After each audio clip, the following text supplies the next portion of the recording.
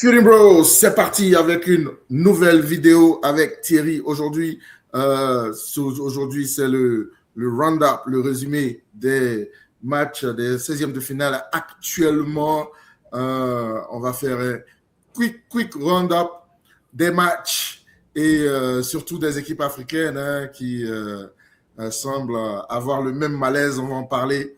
Alors les gars, sans plus tarder, ajoutez un like, abonnez-vous et laissez-nous un commentaire. Alors, c'est parti, Thierry. Premier match, c'était l'Afrique du Sud contre le Canada. 1-0 pour le Canada. Et bon, ce match-là, bon, pas vraiment grand-chose à dire. Il n'y avait vraiment rien qui se passait jusqu'à vraiment la dernière minute. Et le Canada qui l'emporte 1-0. L'Afrique du Sud, peut-être surpris d'être arrivés où ils sont. Surtout après le début de leur campagne. Mais bon, moi, j'attendais beaucoup mieux d'eux. Surtout ce qu'ils ont donné. Après ce qu'ils ont montré contre c'était qui ils ont joué contre le dernier match de groupe, là. J'ai oublié. Hein. Ouais, c'était bien battu. C'était bien battu. Yeah, c'était pas République tchèque. Voilà. C'était la Corée, pardon. C'était la Corée, ok, oui, c'était la Corée. C'était bien battu pour battre la Corée. La Corée qu'on pensait qu'il allait faire un bon tournoi, mais qui sort rapidement. Voilà, bon, ils viennent dans ce match-là, peut-être avec. Ils devraient peut-être avoir beaucoup de confiance, mais bon, à la fin, ils sont passés à côté de leur match. Ouais, ils sont passés à côté de leur match. C'était, comme tu as dit, un faux match. Vraiment, pas beaucoup de qualité du tout des deux côtés. Le Canada qui a dominé les échanges en termes en tout cas d'occasion, qui aurait pu mettre un ou deux buts même avant d'arriver jusqu'à la fin là-bas, mais finalement ils trouvent le but pour gagner et qui méritent leur victoire.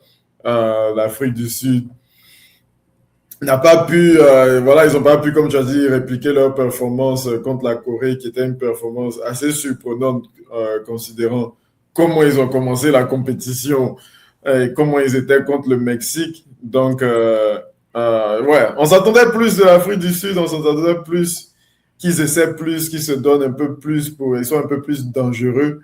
Mais à la fin, c'était plus comme un peu plus comme leur première performance, où il y a vraiment pas grand chose et ils sortent de cette Coupe du Monde. Ils peuvent être contents d'être sortis même de ce groupe même. Donc voilà, ils sortent de cette Coupe du Monde sans trop d'éloges. Vraiment, c'était pas fameux. Pas fameux du tout. Ok, on passe au Maroc. Maroc qui bat les Pays-Bas au tir au but. Le Maroc qui s'est fait peur, parce qu'un match qu'il domine pratiquement de bout en bout, des ratés vraiment, des ratés impardonnables dans ce match-là. On se rappelle de Saïd Bailly, on se rappelle de Raimi, voilà. Et puis bon, après la Hollande qui revient au score, après être mené 1-0. Joli but d'ailleurs non, pardon, c'est la Hollande qui mène, c'est la Hollande qui mène, un but de Gakpo, et puis il y a le Diop qui vient sauver les Marocains. Mais on constate quelque chose avec ces équipes africaines là, c'est la gestion de match. Et encore une fois, bon, pour le Maroc ça passe, on va parler des autres. Mais un match où tu domines de bout en bout, franchement, ça doit être un peu plus confortable que ça. Ouais, ça doit être beaucoup plus confortable que ça. Et c'est comme tu as dit, on va en parler. Mais d'un côté, c'est bien de voir que des équipes africaines peuvent dominer des équipes européennes comme ça. Et on l'a vu plusieurs fois dans cette Coupe du Monde, même dans ces derniers matchs très décevants. On l'a vu un peu quand même. Mais le manque de gestion, le manque d'être lucide devant les buts, ça nous fatigue. Et dans ce match aussi, le Maroc, vraiment, ça devait être plié 3-0. On rentre chez nous. Et même dans les prolongations, Rémi, tu t'es déjà dans le but. Tu as tout fait. Tu as tout fait. Tu as pris complètement le défenseur. Voilà. Face à face. Il ne peut pas placer son ballon. Il ne peut pas placer son ballon et voilà, c'était vraiment choquant de rater comme ça. Mais ils ont trouvé un moyen. Bonu qui encore fait son arrêt. C'est le seul gardien qui fait ce genre d'arrêt en pénalty où il va tellement tôt. C'est ça, les gars, ils vont au pénalty, ils ne lèvent pas la tête. Ben, peut-être que c'est ça, ouais. La pression aussi, mais bon. Ouais. Ils sont déjà gamés sur où ils vont tirer. Et puis après, exactement. Si le gardien a fait ses devoirs, a fait ses homework, ben, écoute, voilà, ça se passe comme ça. Ça se passe comme ça. Et voilà, il aurait d'avoir cette victoire. Une victoire très, très, très, très vachement méritée. Ça allait être vraiment criminel s'ils n'avaient pas gagné ce match-là. Et vraiment, voilà, on va en parler de la Hollande. Dégoûtant. C'est une équipe qui a de bons joueurs, de très bons joueurs, même, je peux dire même dans pratiquement toutes les positions. Peut-être on va dire leurs attaquants, c'est plus les Van Basten, les Van Persie, mais quand même c'est des bons joueurs. Jouer avec 5 défenseurs et puis 6. Ça c'est de l'anti-jeu, ça c'est du terrorisme. Oui, mais passons parce que c'est vraiment un gros coup pour le Maroc.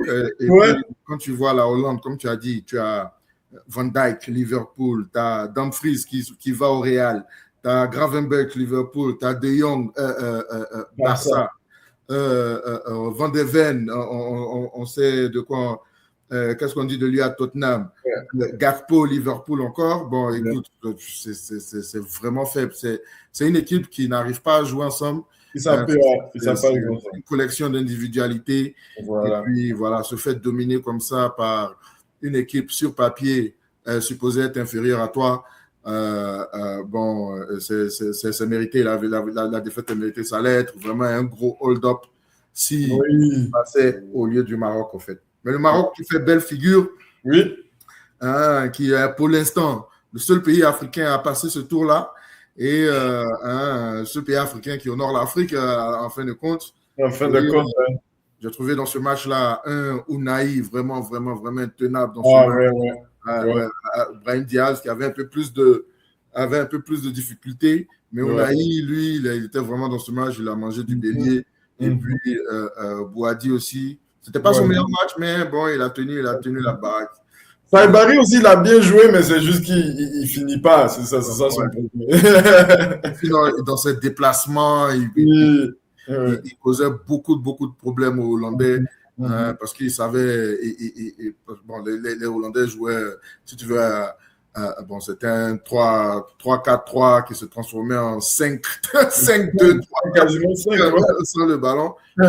Saibari, dans ses déplacements, il trouvait les trous, surtout sur les côtés. Et puis, il était très, très dangereux dans ce match. Très dangereux. Voilà, donc, belle victoire pour le Maroc. Et ça, c'était le premier choc de cette journée-là. On va en parler du deuxième choc tout à l'heure. Mais bon, pour le moment, on parle des équipes africaines. Et on passe au Docteur Congo, DR. Le Docteur Congo, la RDC, qui est près de l'exploit, mais finalement, je pense que l'expérience a eu raison d'eux, et puis un Harry Kane dans de très très beaux jours actuellement. Est-ce que c'est sûr que c'est le meilleur attaquant du monde actuellement, ça je ne pense pas qu'on puisse discuter, mais est-ce qu'il a un mot à dire pour le Ballon d'Or actuellement? Il a un mot à dire pour moi, parce que je sais que c'est de nos jours, c'est plus vraiment les trophées qui parlent. Mais bon, je sais pas, avec sa performance cette année surtout, je vois pas qui est proche de lui, comme tu as dit. 72 buts toute cette année. 72 buts dans une saison, c'est incroyable. Personne n'est proche de lui. Donc, bon, après, ça sera un Ballon d'Or, c'est un truc de popularité, hein, donc on verra. Mais Pour moi, il doit gagner ce ballon d'or. Je ne vois pas qui est proche. Et puis, comme on dit, oui, c'est le meilleur attaquant, mais je pense même en général, c'est le meilleur joueur. Son intelligence dans le jeu, ses déplacements, sa technique, son application, il fait tout bien. Il fait tout bien en tant que joueur. Il fait tout bien. Donc, voilà, je vois pas un autre joueur qui est, en tout cas cette saison, qui a eu son niveau. Voilà, donc j'espère. Tu dis? Personne ne lui tient à la cheville actuellement, franchement. Ouais, personne. Donc, j'espère qu'il va le gagner, mais ouais, comme le Congo, comme tu as dit, voilà, peut-être, bon, la seule différence, c'est Harry Kane dans ce match. La seule différence, vraiment, c'est Harry Kane. Donc, parce que ils se sont vraiment battus. Oui, c'est vrai, c'était, on va défendre, mais quand même, ça sortait souvent, ça se créait des occasions ici et là.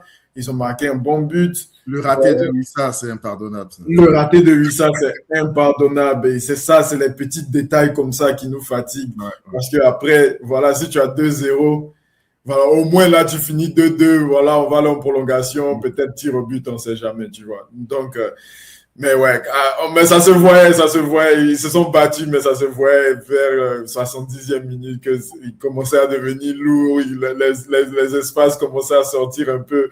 Et wow, ça fait mal, mais ils peuvent être très fiers. Ils peuvent être très fiers quand même. Ah oui, très la Coupe du Monde en 52 ans, je sais pas. Voilà, sorti du groupe et se battre comme ça contre l'une des supposées meilleures équipes du monde. Voilà, c'est incroyable ce qu'ils ont fait. Hein. C'est incroyable. Oui, c'est ça, parce qu'on le rappelle, hein, l'Angleterre qui est un des super favoris, peut-être dans le top 3 des favoris dans cette Coupe du Monde. Et le Congo qui vraiment sort la tête haute. Hein, et puis, peut-être dans un autre jour, ça aurait montré autre chose parce que, comme tu as dit, l'Angleterre n'a vraiment rien montré. Ils n'ont rien montré. I mean, t'as des joueurs qui... Vous avez tout le monde. Ils ont tout le monde. À part la défense, mais le reste, vous avez tout le monde. La défense, parce qu'à chaque fois que les Congolais sortent, ils inquiétaient quand même. Ouais. La défense, c'est pour ça que, bon, peut-être un Harry Maguire. Hein, peut-être, ouais. J'aurais cru que c'est quelqu'un qui manque à cette équipe-là parce que derrière, franchement, c'est la pagaille. Ouais, c'est pas ça. J'ai trouvé O'Reilly qui était quand même assez bon. Ouais, Jet Spence, Spence.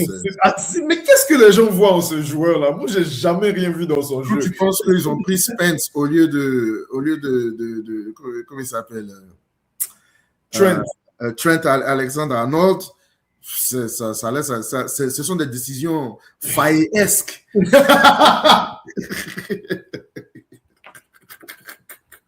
Franchement. Les décisions. Et quand tu comptes le nombre de joueurs qui ne sont pas là, on te parle des Cole Palmer, on te parle de Foden. Comment ça peine à créer des occasions et tout ça. C'est-à-dire que s'il n'y a pas un Harry Kane et dans les matchs précédents, Bellingham. Voilà. Après, bon, tu as des Bukayo Saka qui est clairement pas en forme, qu'il est vraiment pas en forme. Il est toujours blessé. Il faut un gros break. Tu as des gens comme Rashford qui joue aujourd'hui, je sais pas, comme si c'est son problème, lui 2 fois, c'est comme s'il oublie le foot, il a oublié quelque chose.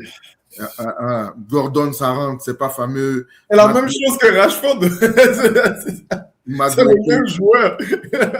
Madueke, tu vas le voir courir dans tous les sens.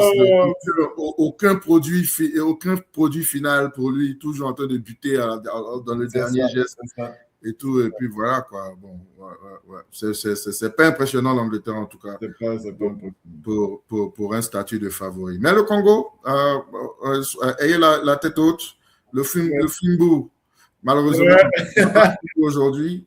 Mais c'est un bon groupe, ils sont très bien organisés, difficiles à battre. Oui. Bon, c'est aussi le malaise. Hein. Si par exemple, ils ont un Harry Kane, et puis c'est peut-être c'est le cas de toutes ces équipes africaines-là, quand on va. Si tu as un Harry Kane devant, pareil pour la Côte d'Ivoire, peut-être qu'il y a beaucoup de choses qui allaient changer. Voilà. Il y a beaucoup de choses qui vont changer, ouais, c'est ça. Ouais. Donc, passons au Sénégal. Bye bye, Sénégal. Sénégal, rec. qui s'atomise, qui s'auto-détruit. Il s'auto-détruit. Largement. Il domine pendant au moins 1 heure, plus même peut-être 70 minutes. Plus, ouais. Et puis, le coach décide de remplacer tout son milieu qui a tenu la baraque. Voilà, une autre décision faillesque. Il remplace tout son milieu alors que tu tiens la baraque, alors que la Belgique ne t'inquiète pas du tout. Ils ne font rien. Tu es à 2-0. Il te reste 5 minutes. Tu prends 2 buts en 2 minutes. C'est incroyable. C'est impardonnable. Champion d'Afrique, ouais. Champion d'Afrique. Ah bon, je pense que ce tournoi a montré qui sont les vrais champions d'Afrique. Non, ramenez la coupe, là, c'est bon. Ramenez la coupe, frère. Non, c'est incroyable. C'est incroyable. Je n'y crois même pas mes yeux à voir un match où la Belgique n'a pas existé du tout. Le Sénégal, 2-0 même, c'était flatteur, ça devait être 3-4. Ouais. Bon, tu as ton 2-0. Il reste quoi? Il reste 10, 15, 20 minutes. On gère. Voilà, on est tranquille. On ne fait pas d'erreur. Voilà. Et puis, on plie ce match. Il va faire des changements bizarres. Il va faire rentrer des gars bizarres. Et puis, quand ils ont pris le premier but, tu vois déjà la panique. Ils commencent à paniquer. Parce que le deuxième but, c'est la pure panique. Le gardien, tu fais quoi? Reste dans tes buts. Reste dans tes buts. Ouais. Reste dans tes buts, tu fais quoi? Et le troisième, il y a penalty ou pas penalty? Moi, honnêtement, je vois pourquoi ils ont donné. Moi, j'aime pas les penalty comme ça parce que le défenseur a déjà commencé son mouvement. Donc, il peut plus se stopper. Maintenant, l'attaquant va venir mettre son corps devant et puis on le tape penalty. Donc, c'est intelligent de l'attaquant de faire ce qu'il va faire, voilà, pour pouvoir essayer de créer une situation. Voilà. Mais bon, selon les règles, c'est penalty. Il a tapé de derrière, voilà, il a pas touché le ballon. Ouais, pour moi, je dis pour moi, il y a penalty clair. Pour moi, c'est même pas discutable. Pour moi, c'est pas discutable. Il y a penalty clair. Tu vois dans l'action, même dans le replay, tu vois que le gars, il le chute derrière le pied. Il le chute, il le chute. Voilà. Et si tu es en retard comme ça, bon, je pense pas que tu puisses te plaindre. Hein. Bon. Si tu donnes l'occasion à l'arbitre de faire ça, et surtout avec les replays et tout ça, et le slow motion, ils vont toujours donner les trucs comme ça, voilà. Donc, mais bon, ils ont que eux à se blâmer parce que même en prolongation, Mba, il a la chance de finir le match, voilà, donc ils peuvent même pas se plaindre. Je suis surpris qu'ils sont restés sur le terrain. Moi, j'attendais qu'ils sortent. Ouais. Il fallait qu'ils sortent. Il fallait qu'ils sortent. Ils nous ont habitués à ça. Pourquoi arrêter maintenant? Exactement. Donc ils savent où faire leur truc là. C'est pas partout on fait les trucs comme ça. Ouais. Donc, le Sénégal, ils se sont, comme tu as dit, autodestruction. Autodestruction, c'est clair. Autodestruction de Papio. Yeah. Dans un match où tu as le contrôle de jeu, tu contrôles tout, changer tout ton milieu, je sais pas, ça n'a pas de sens, ça n'a aucun sens. Tu changes peut-être un ou deux s'ils sont fatigués, mais bon, il avait Sadio Mané, il était complètement paumé et il attend jusqu'à la 93e pour le sortir. Et les Mandiaï que j'attendais beaucoup, bon, il n'a pas fait grand-chose. Ouais. Sarr, il a fait un très très bon match. Son deuxième but, c'était c'est beau. L'ouverture de Niakate et puis le contrôle zidanesque. Zidanesque. Dans la course. Lui, par contre, il s'est donné. Mais ouais, perdre comme ça, Non, bon, j'imagine que si j'étais Sénégalais, moi, j'aurais mal. Oh. Parce qu'on nous a vu hier, mais là, c'est un autre niveau, c'est un autre niveau. Parce que tu as la victoire là, jusqu'à la 85e, la 86e, la fameuse 86e. Yeah, ça nous fatigue. Ça nous fatigue. Voilà, tu jettes tout à l'eau, puis voilà. Bon. Anyway, comme on dit, notre avion, il n'est pas encore parti, donc on peut partager. On va share, on dit Uber plane. Yeah. Uber share, ride share.